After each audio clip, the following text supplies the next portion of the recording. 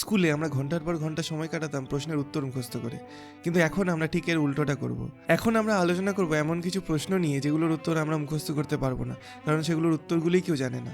ছোটবেলায় ভাবতাম আমি যদি কুকুর হতাম তাহলে কেমন হতো। মাছেরা কি ব্যথা অনুভব করতে পারে? পোকারা? আমাদের মহাবিশ্বের সৃষ্টি কি একটা অ্যাক্সিডেন্ট? ভগবান কি সত্যিই আছে? আমি ভবিষ্যতে কি করব সেটা কি আগে থেকেই ঠিক করা আছে? তাহলে কোনো কিছু করার মানে কি? আমি কে? আমি কি?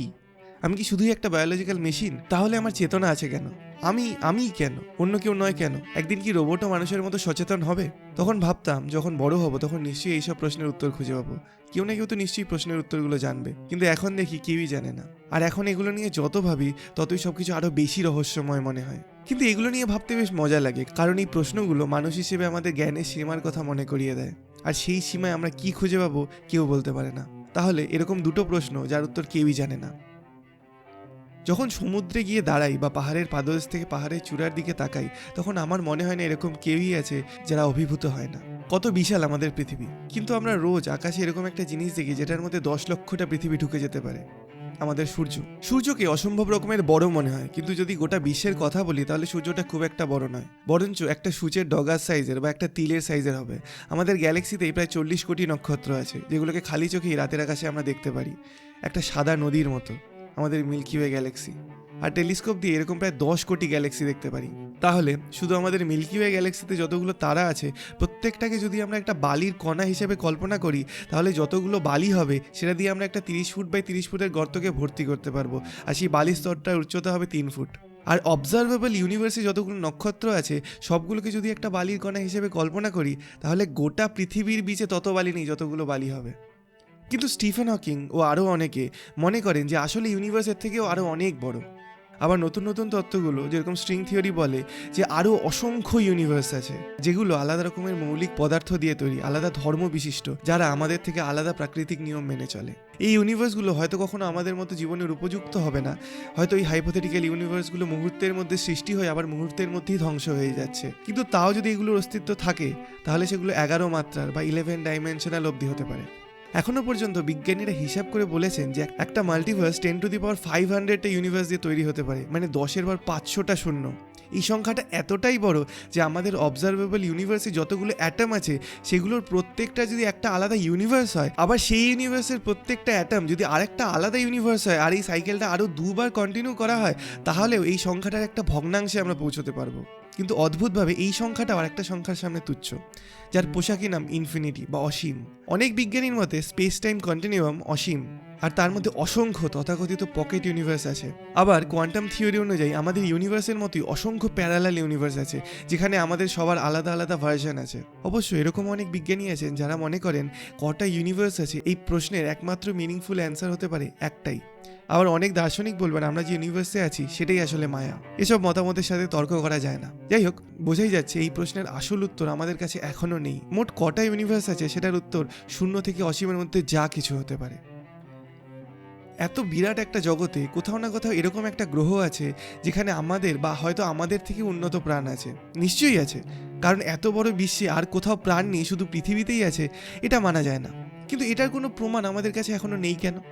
এই প্রশ্নটাই এনরিকো ফার্মি করেছিলেন 1950-এ। বাকি সবাই কোথায়? Where is everybody? যদিও এখন অনেকে পডকাস্টে এসে দাবি করেন যে তারা নাকি অন্য গ্রহের প্রাণীদের দেখেছে, তাদের সাথে ইন্টারঅ্যাক্ট করেছে, এমনকি তারা নিজেরাও নাকি বাইরের গ্রহের প্রাণী, কিন্তু সেটার কোনো সলিড প্রমাণ এখনো নেই। এখানেও সমস্যা একটা থেকেই যায়। কেপলার স্পেস অবজারভেটরির মাধ্যমে আমাদের মিল্কি ওয়ে গ্যালাক্সির মধ্যেই নক্ষত্রের চারপাশে ঘুরছে এরকম 50,000 কোটি গ্রহের খোঁজ পাওয়া গেছে। এদের প্রত্যেক 10,000টার মধ্যে একটার মধ্যেও যদি প্রাণ থাকে, তাহলে এরকম 5 কোটিটা গ্রহ তো থাকারই কথা যেখানে জীবনের অস্তিত্ব আছে। পৃথিবীর সৃষ্টি হয়েছিল বিগ ব্যাং এর 900 কোটি বছর পর। এর আগে অনেক গ্রহ সৃষ্টি হয়েছে, আর সেখানে প্রাণের সৃষ্টি হওয়া আর বেড়ে ওঠার অনেক বেশি সময় ছিল।